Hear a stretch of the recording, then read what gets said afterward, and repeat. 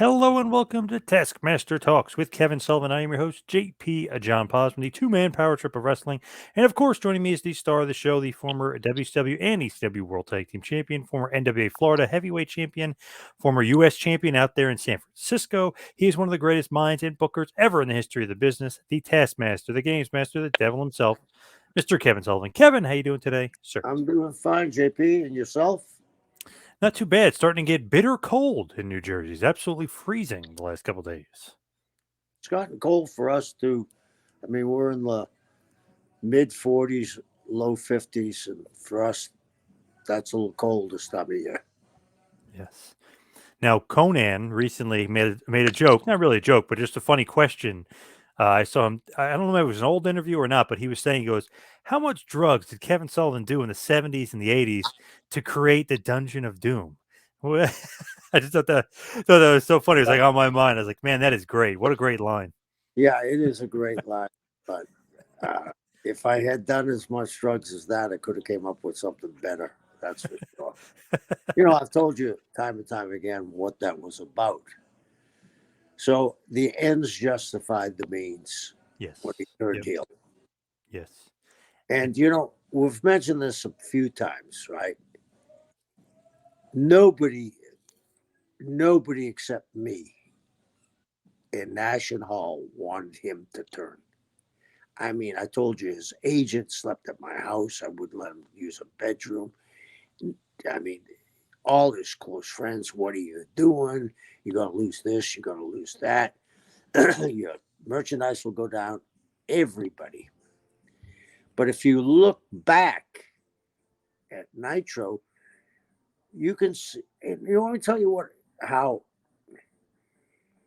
and this is nobody's fault because you can look back in history and see mistakes the government made, the Gulf of Tonkin. I mean, we'll go back and back. Not just not just the government, but TV shows, uh, baseball trades, football trades. Go back and think about this. WCW was an NWA territory, really, right? yep. It was blood and guts, the Four Horsemen, Dusty Rhodes, the Kolofs. You could go on a list. Hell in the Cell was started there, right? With Tommy Rich and Buzz Sawyer, right? Yep. Precursor to Hell in the Cell. Hogan comes across and they have a parade in Disneyland. And Jimmy Hart's running up and down, jumping up and down, Hulk's waving. Is that a way to present Hulk Hogan? Almost seemed like an attraction. Like, hey, we got a new ride. Yeah. Exactly. Exactly. I mean, I don't know if because I was mostly from there, but I saw, whoa, like you just said, we got a new ride. We got a Hulk Hogan exhibition. We got a Hulk Hogan ride. Crazy. I can't think of another guy that was the number one merchandise seller for a babyface and for a heel. Like it just doesn't happen in wrestling. It's crazy.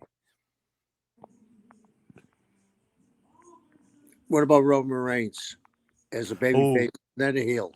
yeah, maybe nowadays, yeah, but on a much smaller scale. But yeah, I guess Reigns, yeah, he's the number one seller right now for sure Yeah, as a as a heel. babyface, he probably was too. Yep, So he's did it reverse, right? And when he yep, pops back babyface, he's going to really sell. yep. But Hogan is really, if you think about it, of all time, like just let's say T-shirt sales, NWO is probably one, Austin 316 is probably two, and Hulkamania is probably three as far as wrestling shirts. Yeah, yeah, I think you're right on. Which is crazy because they still wear NWO shirts today. The Kardashians and all these other weirdos, they probably don't know what it is, but they still wear the shirts.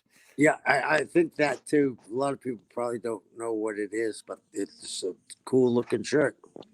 Such a cool logo, yeah.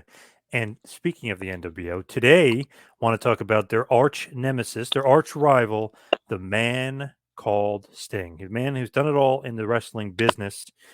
Legend, icon, WWE Hall of Famer, WCW champion, NWA champion, US champion, TV champion, tag champion. I mean, his resume is insane. What do you think about the Stinger? Like, when did you first meet the Stinger, and was it probably, late 80s NWA WCW? Yeah. Yeah. He came to Charlotte, or maybe when we first went to Turnabout, but it was I think it was 88. And I mean, I thought when he first came, wow, the bleached blonde hair, the Michael Jackson jacket, the dive, his dive was when he beat his chest, the woo, and that dive was something else. I mean, I had seen people fly before, but nothing like that. He was over like Rover. Obviously, if you go back to the first Clash of the Champions, that he was over before that, but that really put him on the No, map, going to the no, 45-minute draw with Flair. he wasn't over like that. Okay. And I don't mean to correct you, but he was over.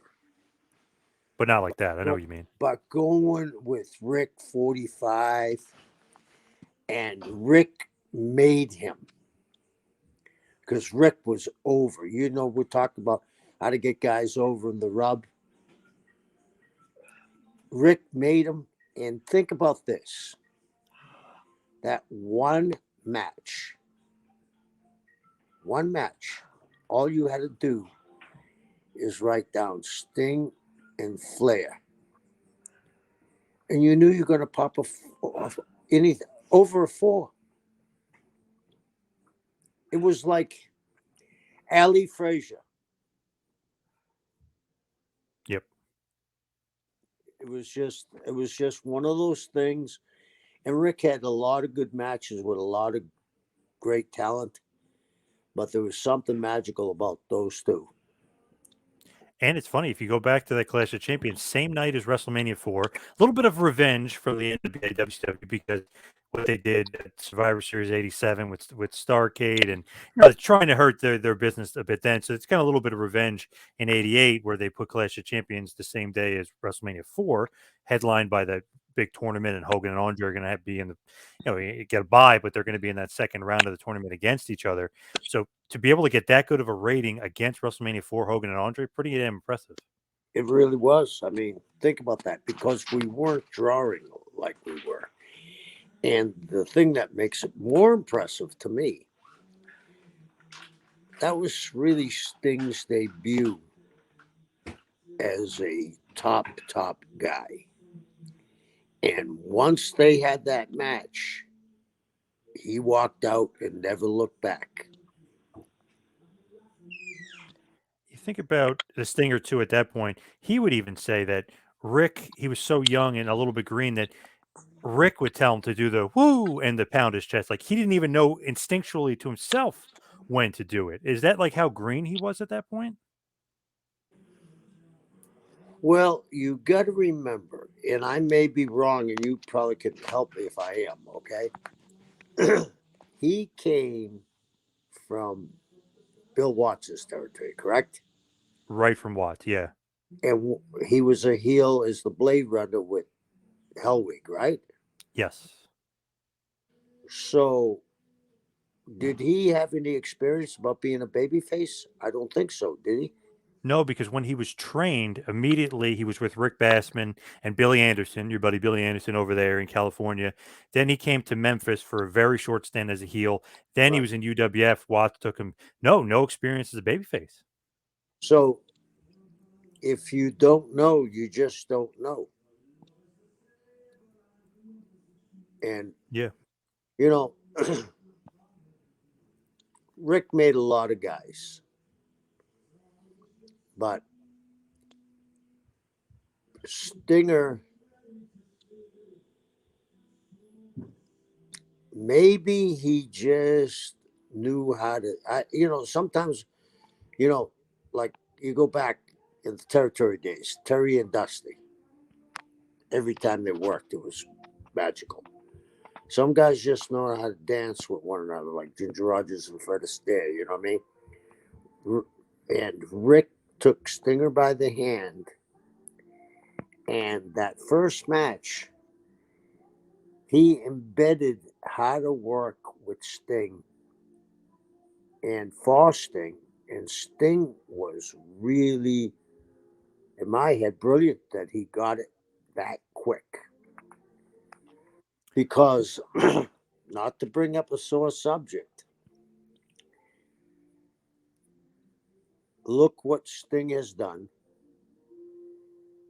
And Scott Steiner had the same match with Rick at one time, right? Mm-hmm.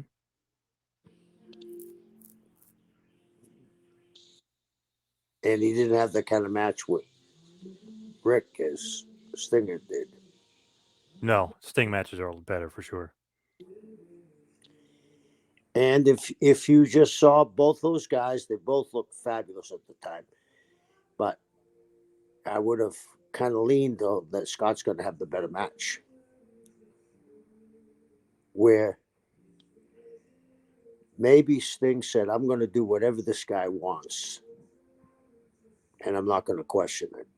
And I don't know that for a fact, but they certainly became great dance partners. When you and Rick, let's say, obviously you more like the booking stuff, but when you look at Rick, especially at that point, what do you see? Do you see like this guy? First of all, he looks like $1,000,000. The fans into him, but do you see like charisma, potential? Like, what do you see from the Stinger? From Father Stinger from the people. From you, like from a booking perspective, like, oh, this Oh, guy's money, or like, what did you think? oh, brand new, something fresh. You know what happened, and I don't know if we've talked about this. You know what the biggest pop used to be, like in the gardens, Madison Square Garden, when I was up there. Hey, could be who we were just talking about before, Pedro Morales, maybe, or Yeah, Bruno. but it would be this. John, did you used to go to the gardens? Oh yeah, of course. Okay. Well, didn't you pop when they would say, "Ladies and gentlemen, on the next show, returning after a long absence, Pedro Morales." You jump up, right? Yeah, they'd be like returning after a long out, the big boss man. You'd be like, yes, Yeah, yeah. yeah, It was something new. And think about this. During that time, that was 89 or 88? 88, 89. Yeah, well, 88 was clashed, but yeah, Okay. They were trying to get rid of Ric Flair then. They didn't understand he was Dracula. You know what I mean? yeah, Right? And think about that. They were trying to get rid of him in 88. crazy. Crazy. So with the Stinger, you see money, you see something different. What do you think about his look and the Oh, face paint? Is that perfect or what? it was perfect to me, didn't he? I mean, he had that golden tan. He looked like L.A., didn't he? He looked like California. He looked like everything that California once was. The Beach Boys, you know what I mean? Marina Del Rey, Venice Beach. Isn't that where you said he was billed from? Yes, from Venice Beach, California. Yep. Yeah. Only thing going against him was the rat tail. Was never a fan of that. Little tail in the back of the your hair. I never liked that, but eventually cut that off. Thank God. That was very, I don't know, late You '80s, I still guess. there? Yep. Can you hear me? John. Yep. John. Can you hear me, Kevin? Kevin.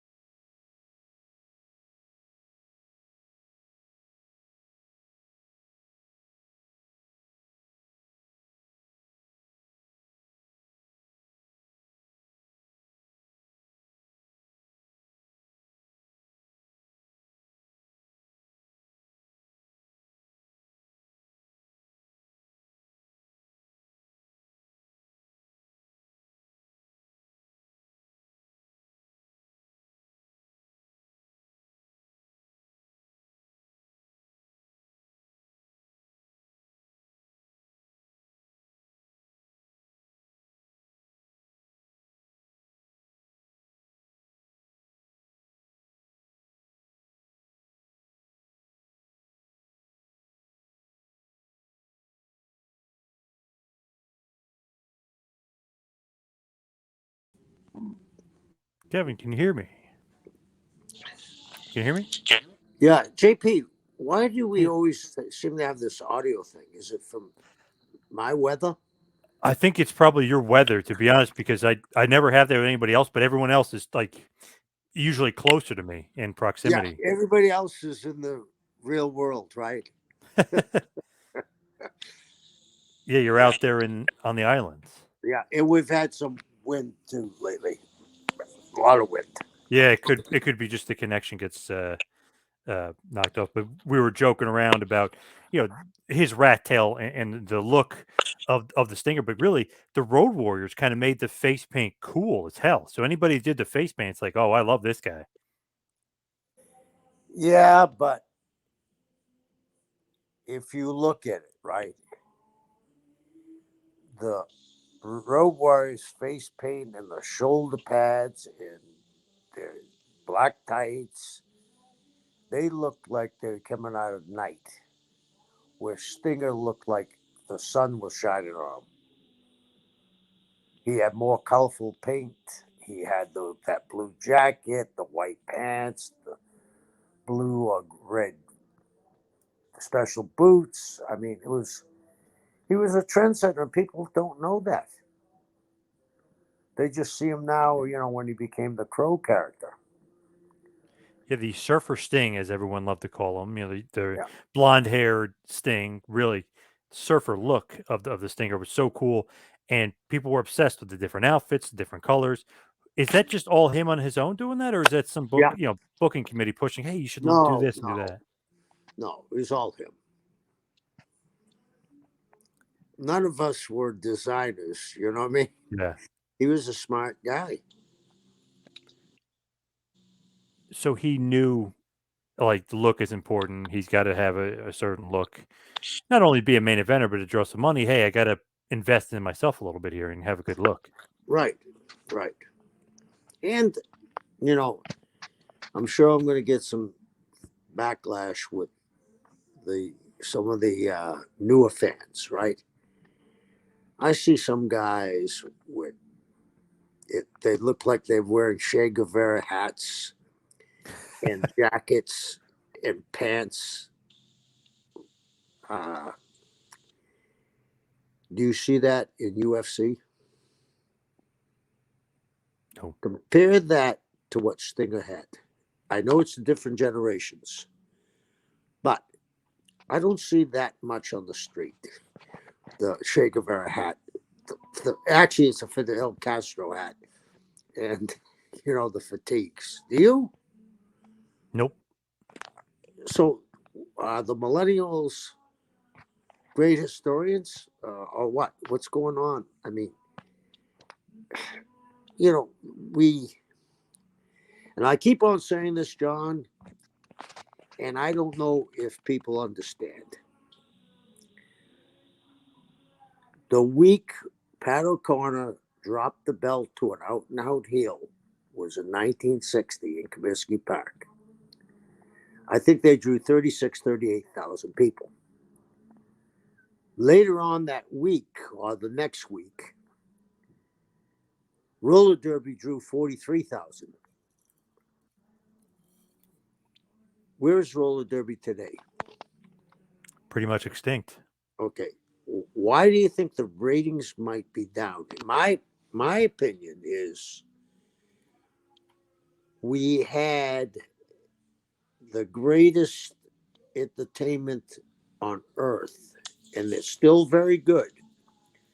But when you put in the mix UFC, bare knuckle boxing,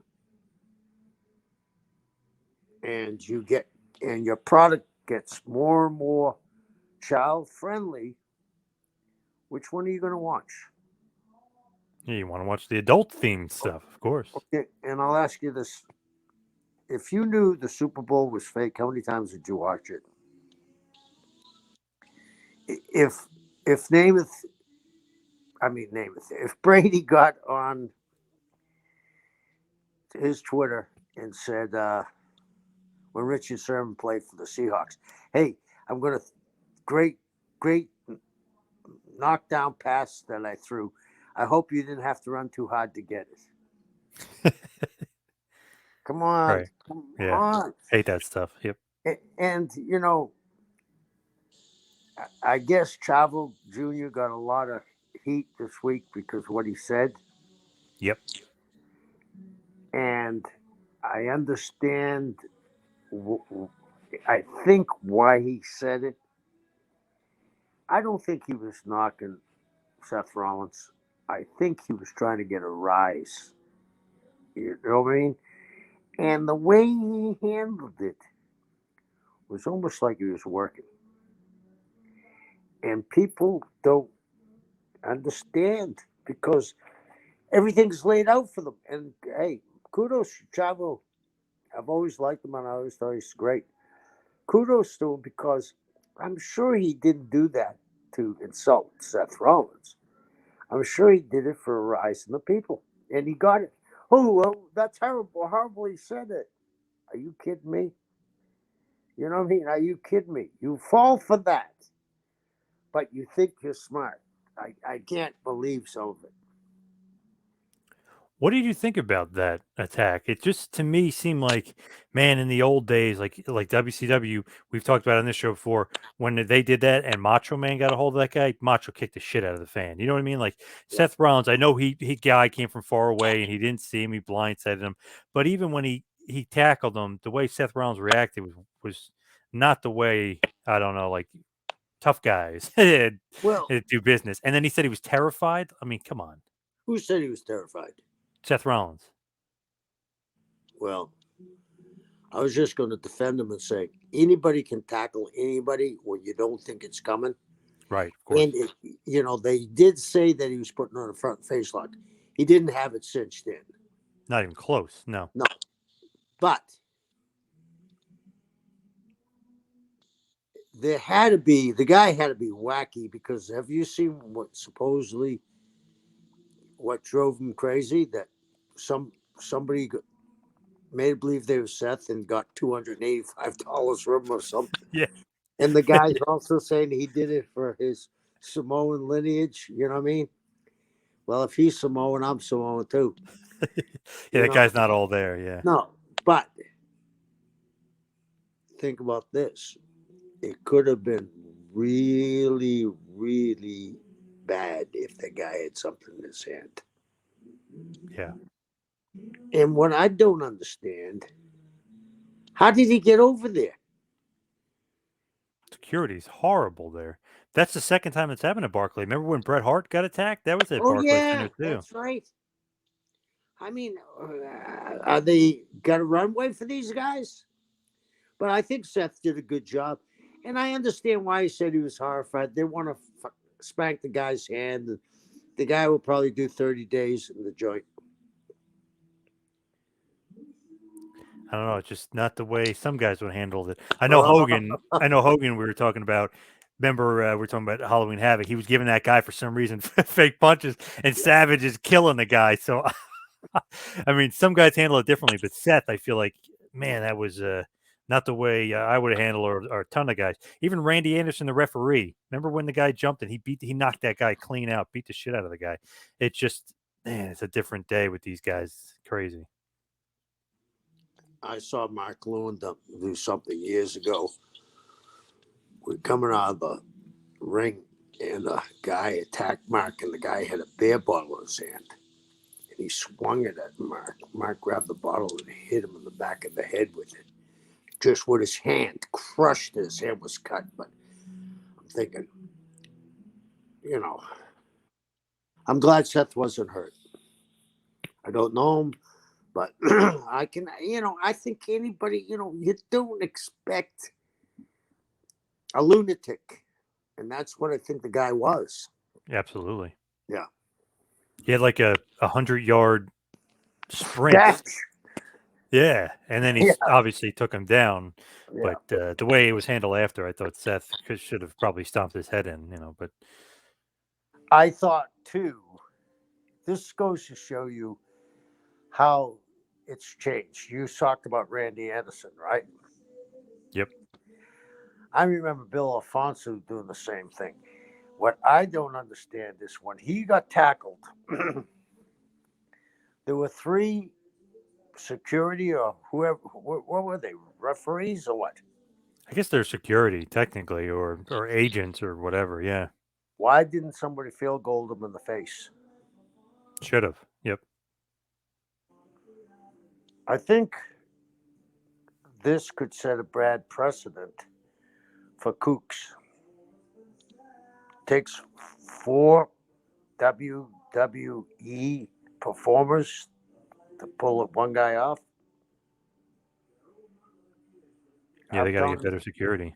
Remember if their old security, the Jimmy Noonan, those guys. I mean, they were huge. You wouldn't want to mess with those guys. yeah, yeah. And I think, no, you're absolutely right. They need a new security.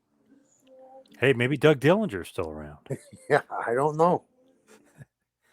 So, So as far as the Stinger, we're talking about him and Flair.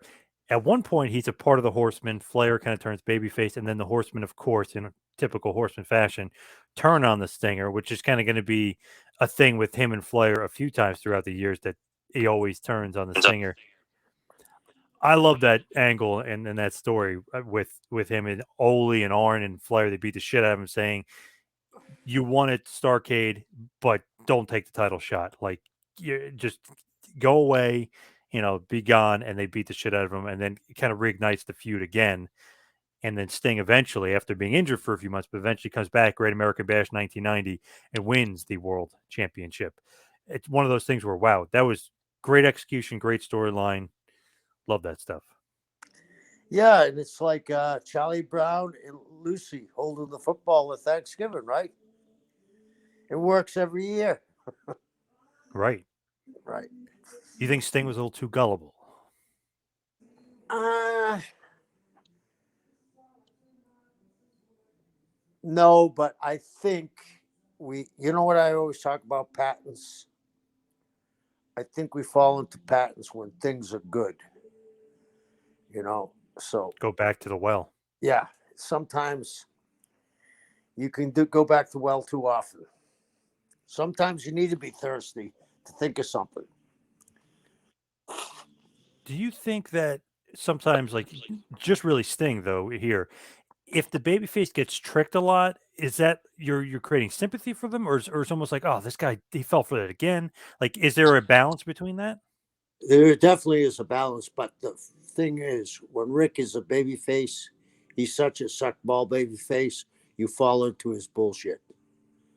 He's good, you know what I mean? Yeah. Oh yeah. And the thing about Rick is, not everybody could do that to Sting all the time like Rick did, but we all love Rick, even when he's a heel. So we have a tendency to say, oh, Sting and Flair, nobody can beat them. This is going to be great. Oh, he's not going to turn them again. Come on, Sting, kick the football. It's just a Yeah. good pattern. With Flair, did Flair just love Sting? Like, what was the Yeah, relationship between them? Because it seemed like they hit it off right away. yeah, I think it was a great per, working relationship. I don't think they ever hung out together, but he admired Sting for his ability, and it gave Rick a new opponent. Do you think they were so much different outside the ring? Like, they definitely probably didn't hang out in the same circles. Rick's partying and drinking so much, and Sting, more the workout guy. I know he had his demons too, but more of like a workout guy. Him and Luger kind of off to themselves. Was he more of like a private guy, and Rick was Yeah, more at party or drinker kind of thing? yeah. Rick was always the center of the party, and back then too, we didn't socialize with the baby faces, so you know, I didn't know anything about Sting and Luger's personal life when they were on the road or anything. We were so separated back in the day. Did you like Sting as a person? Yes, very much. What kind of Very, guy is he though? Really? he's a very, very straightforward guy, and I think he appreciated what he's done where some of us, think we deserve it. I think he's a guy that appreciated for what everybody did for him and how he did it himself too. Do you think that he's a very private guy, very quiet guy? Yeah, yeah, I do, definitely do. Yeah, Any like reason? Is he a little standoffish? Maybe not antisocial, but just maybe he's not as friendly, or is that he's just private and quiet? That's just the way it is. I think he's just private and quiet. Some people are. You ever hang out with him, like behind the scenes, No, away from wrestling? Never. no, never. So with him, there was always this phrase, and really Hall and Nash kind of made it popularized. But what is Sting money? Do you hear them say it all the time? It's one of those phrases that like took on a life of itself in the wrestling business. Where one time, I believe, and I may be wrong, when Eric called Nash and Hall to come over, he said, "What would it take?" And they said, "Sting money." Because that, except for Hogan, at that time, Sting was making the most money. What is Sting money? Like how much? 750? Yeah, back then, yeah. Pretty It damn became, good Sting. Yeah, all those years, 750. Nice. yeah, but it became a lot more. Right. Yeah. Why is it that he was making like so much money? I know he's such a popular star, but never really. Not that he wasn't drawing, but WCW itself was never really drawing as much as WWF anyway. You need to start somewhere. If you need to draft a quarterback, you draft a quarterback like the Patriots did, right? Mac Jones. Mm-hmm. They're in first place, aren't they? Hey, Took 1 year. I know the 49ers have Jimmy G, but I would have He just drafted stayed out Mac front. Jones instead of Trey Lance, to be honest. Yeah. Most accurate quarterback, or at least top three accurate quarterbacks as a rookie. He's one of the most accurate quarterbacks. It's pretty He has rare. more wins than any of the rookie quarterbacks combined. Crazy. Yep. Yeah. Hey, that Belichick knows how to draft a little bit, huh? I guess so. I don't think quite in New England yet they're saying Tom who, but maybe next year. Yeah, you never know. Hey, who You knows? don't Could be think Patriots Bucks Super you Bowl. don't think they would love to throw a few flags to make sure they got that, do you? Oh yeah. Oh, yeah. Imagine. Oh man. Oh, yeah. The number would be crazy. So with Sting and Sting money, what was like WCW drawing? Because they're not doing well. Are they losing money with Sting in the early 90s? No, because they bought it as a television program. So they got plenty of TV time. Because you got to remember, pretty soon they're paying $1 million an episode for Steinfeld. Yeah. Think about that. Reruns, $1 million. That is what Netflix is paying a little bit more for their reruns. Crazy, huh? Yeah, it's insane. With Sting and the early 90s, why wasn't WCW more popular? I mean, he's popular, and if you go to the shows, he's the most over guy, and he's probably selling the most merch, and he's selling his action figures, which were great. But why wasn't WCW drawing as a whole at that point? Vince had gotten this jump. He had gotten the jump. Think about that, John. He took every fan, right? Every star from every territory, right? I mean, Yep. Junkyard Yeah. Dog, Duggan, Piper, Piper, One Man Gang. Yep. Everybody. Randy Savage, everybody. So he took the creme de creme from the territories, and everybody that knew those guys were tuning in, whether it was from California, Portland, or Texas, or UFC, not UFC, Universal. What was watch UWF? Yep. UWF, Florida. I mean, the thing went on and on and on. So with the Stinger in the early 90s, he would also have a great feud with Rick Rude. He'd also have a great feud with Lex Luger. And then one of my favorite feuds of all time, Big Van Vader. What do you think about the chemistry with Vader and Sting? That even might be better than the Flair Sting matches. It might. I have to still go with Rick and Stinger, but it was close. And you had to know how to work with Van Vader, or he'd kill you. Oh, yeah. But I feel like Sting really put him on the map. Much like, I mean, he's a great worker. He probably could have got it over on his own. But Great American Bash 92, when he beat Sting, basically straight up. I mean, it's not like a heel cheating. I Right. mean, he hits his head on the post, but still, which could be a little bit of an out for him. But he basically beats him straight up. Sting put Vader on the map. Yep. Yep. So he I never had a wasn't there. problem.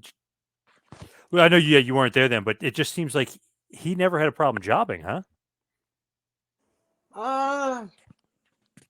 No, he did the right thing when it was called upon. Yep. And even Foley says he put him on the map because when he was feuding with Cactus Jack in 91 and 92, I know Sting's going to get most of the wins, but he made Jack look like $1,000,000. Yeah. Yeah, he did. He was very good at getting guys over. Great seller, too. Underrated seller. Yeah. Yeah. Yeah. And you have to be able to do that if you're in his position. So as we're going along, Hogan comes in. Do you think at all Sting was thinking, 94, that, oh man, I'm the guy, the king of WCW. I was making the most money. Now Hogan's making the most money. Now you got to make way for all Hogan's friends. And obviously you come back into the fold and you're booking. Any sort of sense of like Sting being not jealous, but like, man, this, deflated almost like this stinks. Hogan's going to take everybody's spot. No, because Hogan was a huge Sting fan. Huge. Huge. And I think he put him at ease right away. Did you ever think about turning Sting heel at that point and having No. Steel a heel Sting against Hogan? No.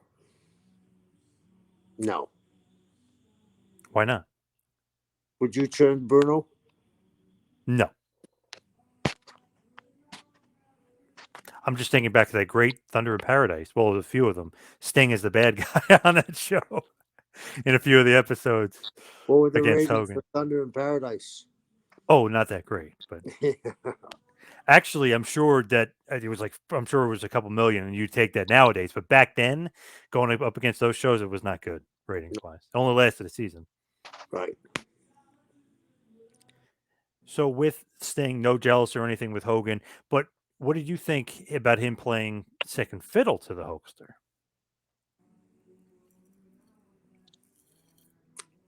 I think was thinking in the back of my head, he'll be able to prop Hulk up.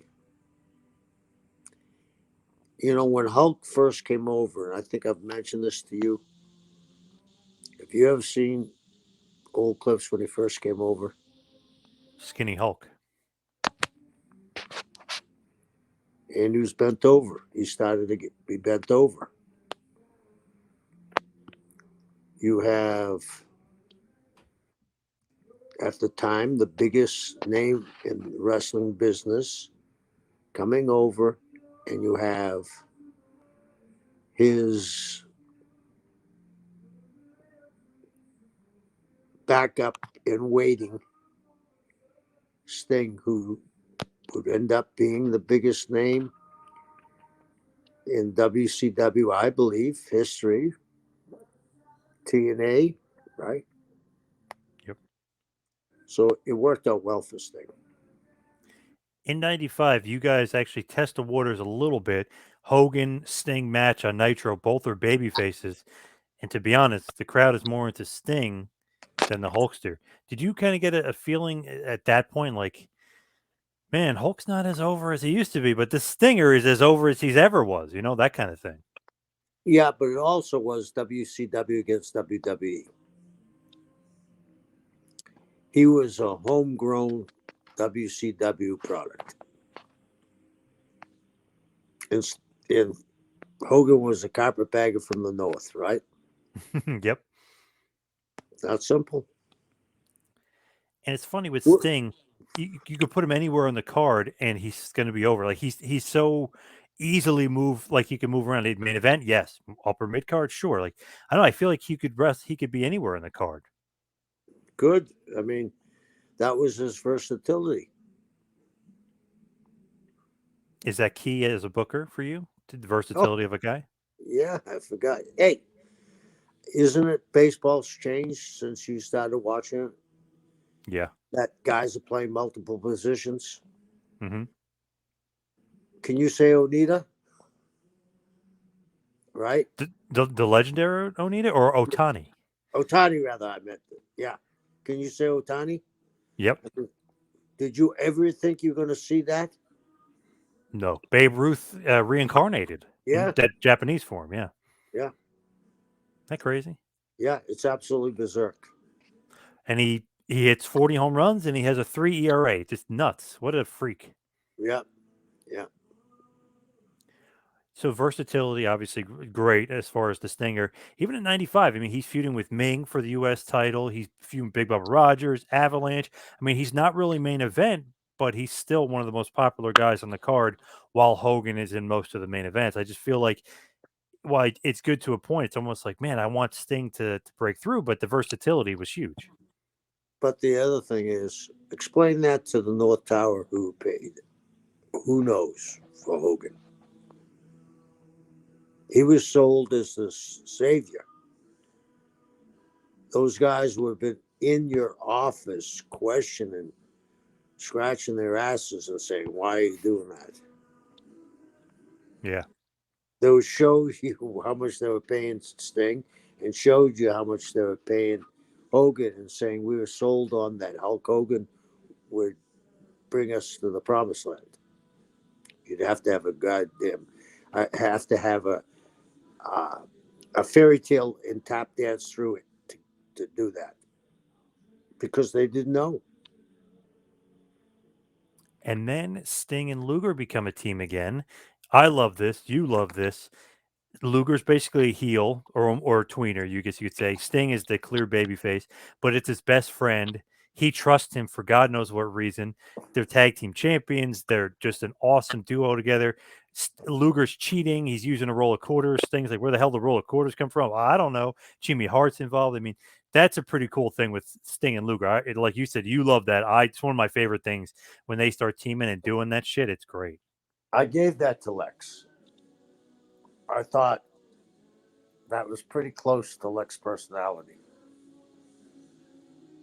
When you question him about, he was a wonderful human being, a great performer, but he was defensive if you said, "Hey, if you brought up something wrong," you know what I mean? Hmm. If you had asked him, "Hey, why did you do that?" and there was some kind of, you know, go back to when he climbed out of the cage with Brody. I thought he was going to kill me. Really? You know, you know what I mean?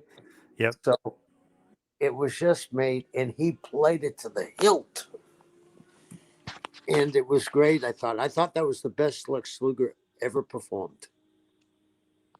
So good with those two. It was awesome. And then Sting kind of went away from the blonde hair, was using the natural, the brown hair, the brunette color hair. That was interesting look, but that was kind of cool. It was almost like, wow, this isn't the for the little kid Stinger anymore. You know what I mean? He was starting to become more adult Right, slowly. right. Was that on purpose or was that a directive or he decided? He decided. He Then decided. you Then you guys obviously bring in Hall and Nash, and the NWO starts. And really, him and Luger are feuding with the Outsiders. Nick Patrick is involved. The Outsiders beat Luger and Sting at Hog Wild. But really, in the crux of it, you're building up the Fall Brawl, and a fake Sting appears. And you keep having with Jeff Farmer, the bogus Sting, the NWO Sting, the fake Sting, the many names that they were given to him. But this was such a cool angle, and this was so great. whose idea is the fake Sting? Because this was awesome. Because even Luger's fooled by it. Like everyone thinks Tony Schiavone's crying that Sting has turned on WWE. Whose idea was the fake Sting? I think this was Scott Hall's. Scott was the one that told Stinger to turn into the Crow. Yeah, how did that go down? Scott's a very smart guy, knows the business, was a wrestling fan. The guys that really were good minds, and I'm maybe wrong, but there seems to be a thread that they were big wrestling fans. Nash, Hall, Paul Heyman, the list goes on and on. Great idea.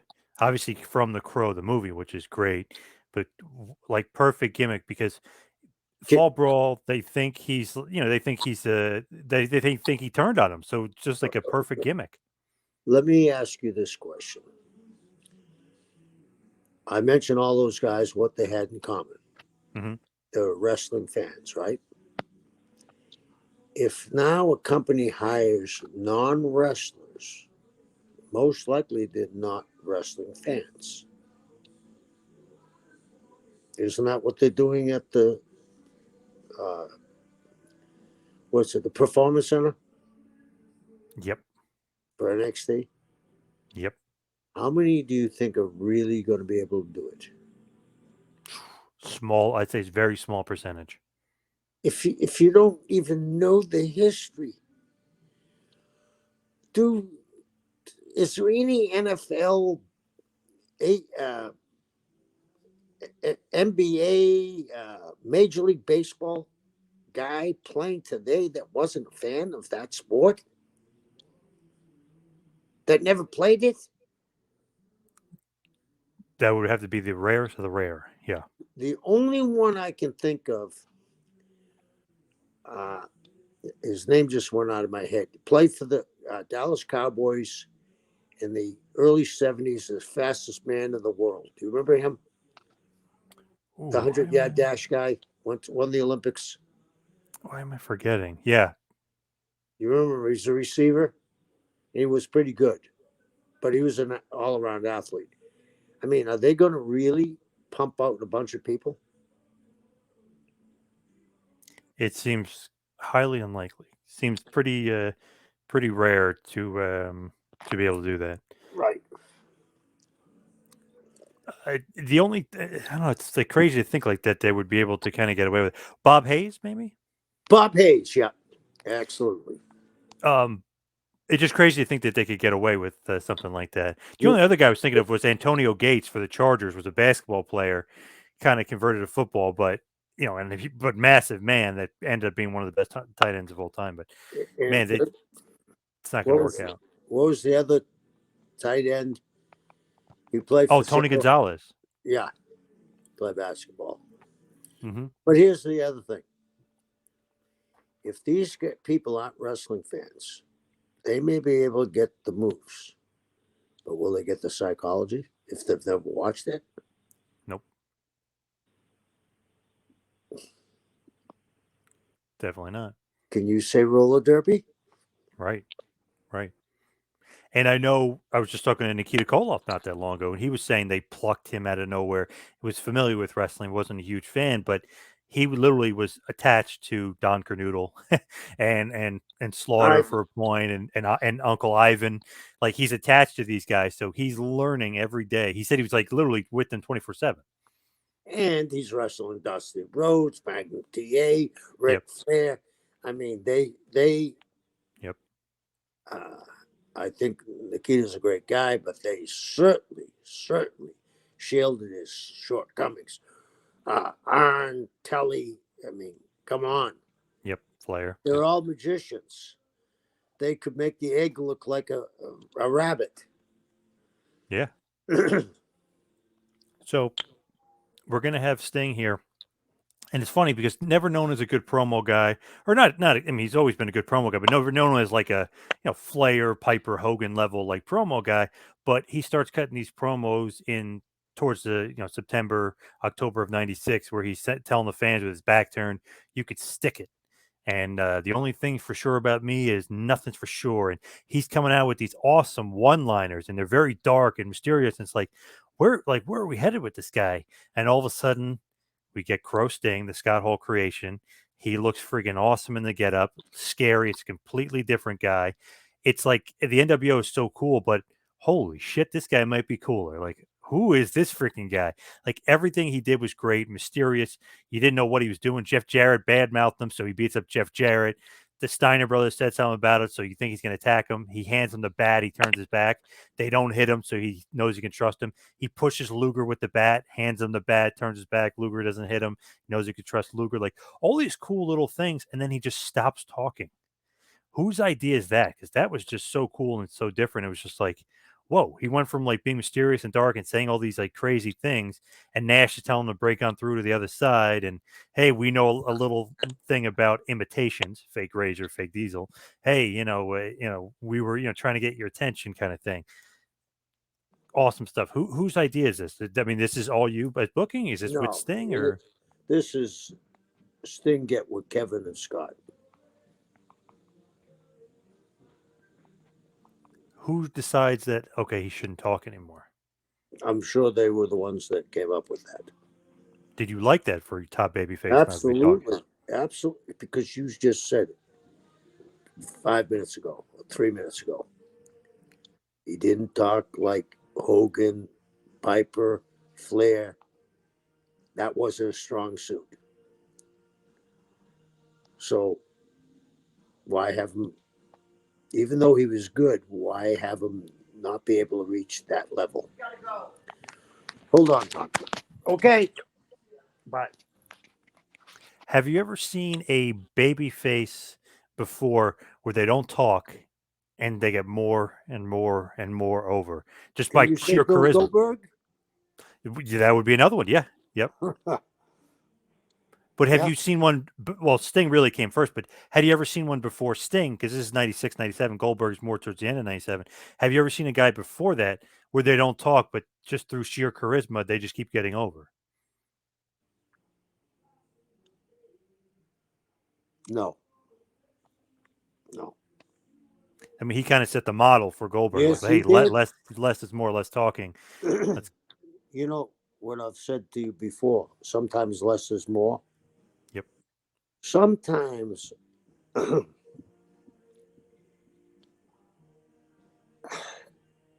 promo is so overacted. One of the greatest promos of all times is Jake the Snake. He didn't scream. He talked in a soft voice, so you'd have to turn up the TV. You have to lean in to listen to it. Sometimes, I'm going to kill him. I'm going to beat him up. I mean, it's the same. And can you name me a great talker except Paul Heyman and the tribal chief? In WWE today, Yeah.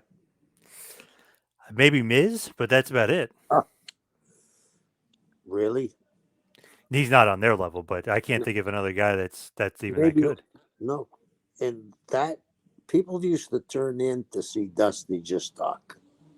Piper's Pit, right? They just talked. Somehow we've lost that. And maybe it's because it's scripted. Yeah, for sure. I feel like the guys can't be themselves, but with the Stinger not talking, making some brief appearances, basically doesn't wrestle for a year, but somehow is getting to be the most over guy in the show, hiding in the rafters, coming down, saving WCW. Eventually, at Uncensored 97, he fully basically says, I'm WCW by beating up the whole NWO. We've talked about this before, one of the greatest pops of all time. They win the match, the NWO. Dennis Rodman's out there. They think the show is over, and he comes down from the ceiling and beats the shit out of him. The crowd goes nuts. Shivani is nuts. Dusty is nuts. I mean, it was just awesome moment, cementing himself as WCW. And then he still, will come from the rafters and randomly show up. Are you loving that as a booker? It's like, okay, Oh, yeah. I'm not going to use him as a wrestler, but he's just going to randomly show up and appear and pop the crowd. What I'm loving is that now it looks like the playing field's level. All that heat, and people don't understand this when they say, I like heat. Yeah, I like heat, but eventually the babyface got to win. You can't be a knight in shining armor if you're slaying salamanders. You got to be slaying three-headed dragons that breathe fire and shoot rockets out of their ass. When he did that, it was that was the culminating of all that heat. And where it was like the end of a movie where the Rock made his comeback, right? I mean, it ain't that hard to figure out. There's got And to be a protagonist and an antagonist. And you can't have the antagonist fall on his face until the end of the book. And I think that maybe, I don't know, I'm starting to sound a little critical here, but I don't think enough people read. It doesn't yeah, matter if it's fiction or history. There's protagonist and antagonist, right? yep. Do you think Adolf Hitler would have been hated as much as he was if when he went into Czechoslovakia, he got stopped and got beaten in World War II? That was it. Definitely not. And I'm Yeah. not comparing him. That was not a good comparison, but I'm saying it's like the Star Wars movies, right? What if the first one started in, you know, Luke, I am your father, and they danced off the buffalo? Right. Right. Yeah. So the Stinger obviously throughout that year would torture the NWO. He'd always come in, run roughshod on the NWO, beat them up all like 1 on 10 or whatever the numbers game were, whether he's helping DDP or Piper or the Steiners or whoever in WCW. He was the knight in shining armor. Then we're building that all up to the culmination and the huge draw. One of the biggest draws of all time, WCW's biggest pay per view of all time, the biggest pay per view up to that date of all time, Hogan and Sting. So to say, Sting wasn't a great draw, well, you can always show Starrcade 97 and say, well, I think he drew 700 plus thousand pay-per-view buys to this. So he drew pretty good. The event itself, like we talked about, was a bit of a chink in the armor, a bit of a mistake. And we've talked about it. We have a whole episode on it if people want to go back in the archives on Starrcade 97. So we won't get too much into that. But I mean, that was really the culmination of the Crow Sting there. And 750,000 buys, whatever it was. I mean, it was a gigantic number for Hogan, Hollywood Hogan versus Sting. Everybody wanted to see the ultimate hero against the ultimate heel. Isn't that what we want to see? The more we go to movies, there's a reason why Tombstone, they have the fight, OK Corral, right? Yep. Uh, the Marvel series, there's always that one big battle at the end, right? Yep. That's what we want. Obviously, that goes down with a bit of a hitch because Hulkster and Nick Patrick, maybe a little bit of screw up there, and Bischoff. And I know you're not happy. Supposedly Sting wasn't tan enough. Supposedly Sting, obviously he had that elbow surgery. So in that year off, he did have legit injury, but they're saying, he had some demons, he had some alcohol problems, he had some drug problems. I mean, they're throwing anything at the wall here, which all is partially true, but Sting should have squashed him, obviously, and won there.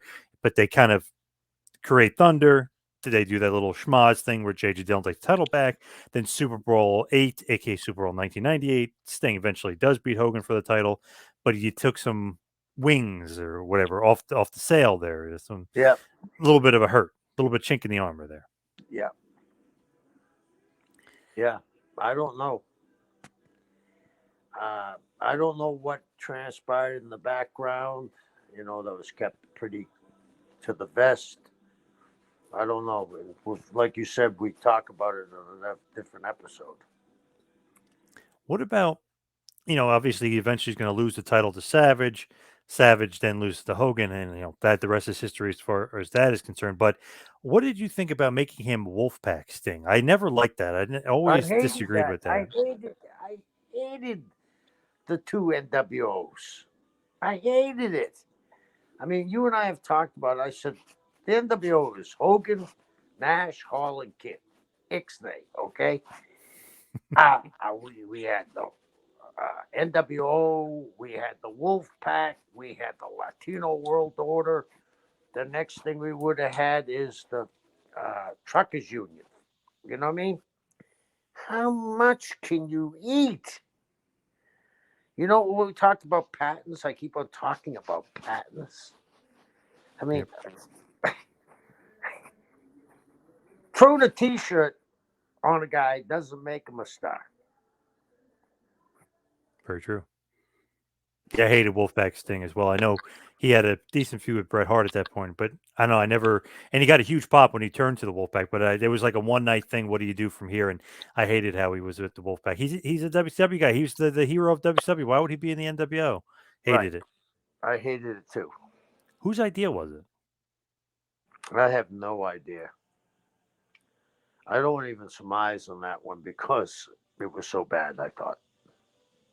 He eventually, he puts on the red face paint, starts acting like the old Sting again with the charisma, and he's not so quiet doing, with the baseball bat. He's not really doing that stuff as much anymore. I guess it gave him a little bit more character, but I hated the red face paint. I just hated him in the Wolfpack. I'm with Terrible. you. That, you know, how right now in the country they're talking about treason, right? Yep. That biggest pay per view, you think treason happened? Yes. Didn't it weaken Sting forever? Yep. If you draw 750,000 and do the right thing and then come back with another hot angle, millions in your grasp. Yep. If you get, hold on, Alexa, turn off the music. If you get all that heat, which I talked to you about, people think, well, he's just a heat guy. No, the heat is eventually the babyface goes over. Yep. And if you don't do it, it's you. I learned this one time when I was U.S. champion in California. I had a series of matches. I had 4 with Roop, and we had very big houses. It was because of him and the angle we shot. I came in to the match, and it was heat. And I was the babyface. And I came in the match. They brought in Haystack Calhoun, that's how long ago it was, to be a special referee in a cage. And the only way I could lose if I used the gimmick. And that's what you said, a foreign object. Can you imagine saying that? The only way you can lose is a foreign object. Well, Root pulled out a foreign object. I picked it up when Calhoun's back was turned. And I didn't use it, but I had it in my hand, and they made Root the winner, right? Do you know how, when I went to the ring, they were carrying me? When I came out of the ring, they were kicking me in the ass. I pissed them off so bad because they know it was bullshit. Yep. That's what happened. Whether it was done on purpose or not done on purpose or whatever. Do you know what I'm saying? Yep. It was brought to the brink. You were only. Could you imagine if he went over and then Hogan did something dastardly, and there was a fight in the audience with both of them, and a chair flipped up, and a leg was sticking up, and Hogan grabbed him and hesitated before he rammed his head in the leg of the chair, and then he landed his head in the leg of the chair. This is just off the top of my head. And Sting is blind in one eye, or he's got double vision, and we've played the tape back.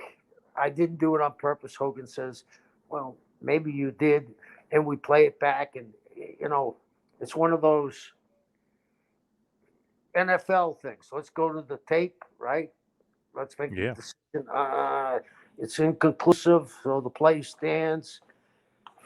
I mean, come on. That Sting could have fought with one eye, fought underneath, and they could have had gotten out of it the first time. You know what I mean? They could have gotten out of it the first time. They could have stopped the match with his eye bleeding. I mean, they could have done so many things, but to do that, that's insecurity. It's not good all the way around. Did end up hurting WCW for sure. So really into 98, it's like we said, hated Wolfpack Sting. He feuded with Brett for a while. Injuries would kind of sideline him for a while. He comes back in the spring of 99, back with the white and black. He actually put these, and we always used to refer to him, me and my friends, as white tape Sting. Remember, he had the white wrap tape around his Yeah. shoes? For whatever reason, he was back at that point. He was so damn athletic again. He was like quick, like his theme song, quick as a cat. He was so damn good for like a small period of time there, where he was like 100% healthy. He was back, have an awesome match against DDP, one of the greatest matches in history of Nitro on 429, 426.99. He had an awesome match against Flair a few weeks before that. He just seemed like he was back, and then eventually injuries and everything kind of slow him down. Pretty good feud over that summer with Sid. And then for whatever reason, Bischoff is fired. Not really fired, sent home. They have Sting turn heel on Hogan, and Sting's a heel for a little bit. Russo comes in, that changes, and he turns babyface. Did you agree with turning Sting heel at all there in '99 towards the end? I wasn't there then. Oh, okay. So it was really towards the end of Bischoff's run there, and Russo's coming in. Yeah. But when Russo comes in, they quickly turn him back babyface.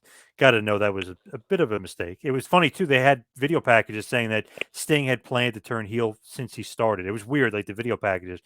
I never really bought him as a heel, and the crowd didn't either, to be honest. Could you have turned Bruno heel? No. Same thing. Yeah. They weren't He was buying not it. Bruno. So then, through the Russo era, he's having matches with Goldberg and Booker T, but never really quite the same stinger. The feud with Vampiro, I mean, a feud with Jeff Jarrett, just a bunch of different things, but he was never quite the top guy, the top dog again. They were really pushing Booker T's and the Scott Steiners of the world.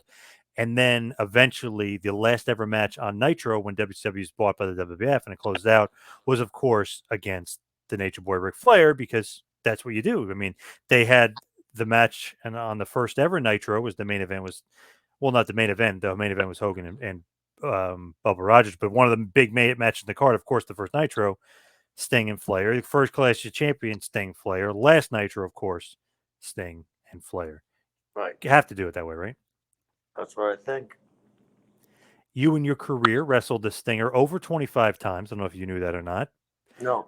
But you were in there a bunch, whether it be multi-band matches, battle royals, etc. But over 25 matches you had with Stinger. Pretty cool. Yeah, he was a great performer. As far as legacy, what's the legacy of the Stinger? One of the top draws in the history of the wrestling business. He's still drawing. Yeah, what do you think about that? Still wrestling today in AEW, of all things. I think he's doing a hell of a job. You talk about somebody that is fabulous. Have you seen Billy Gunn? The freak of nature, yeah. What?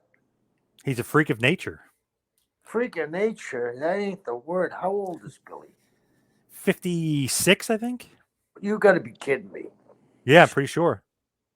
God, he looked terrific, huh? He looked terrific. And obviously, they may do something with him and Sting. I think that would be great. Yeah. It's funny, somebody put they had wrestled in 93 when he was like Kip Montana or something in WCW, and somebody put that out there. So funny. Billy Gunn, 58 years old, Billy Gunn. Wow, holy shit. He looks better now than he did when he wrestled Sting in 1993, which is crazy. Yeah. Do dude. Have you ever met him, John? Oh, yeah, a few times. He's a monster. His hands are like blackjack mulligans. I've shook his hand a couple of times, and we've been very friendly to each other. But his hand, I lost my hand in it. I mean, It's funny. I said to him when I interviewed him a few years ago, I said, "How come they always build you at 6'3"?" I was like, "When I met you, you're at least 6'6". Like you're huge." He said, "Because the way he bumped, they couldn't say like, oh, he's 6'6". Like he's this huge guy. yeah, He's like, so because he was such a good bumper and he would bump around for everybody. But he's a legit 6'6". He's a big guy. I mean, he's monstrous. big bone guy too. Yep. Very nice guy. One of the great performers that never got the break he deserved. I mean, hopefully they saw him the way I saw him the other night. Yep. There's money with him and Sting, and him and Darby, and him and a lot of guys. Crazy. He's in better shape than everyone. He's Yeah, nuts. everybody in the business. So as far as the Stinger, to me, one of the all-time greats.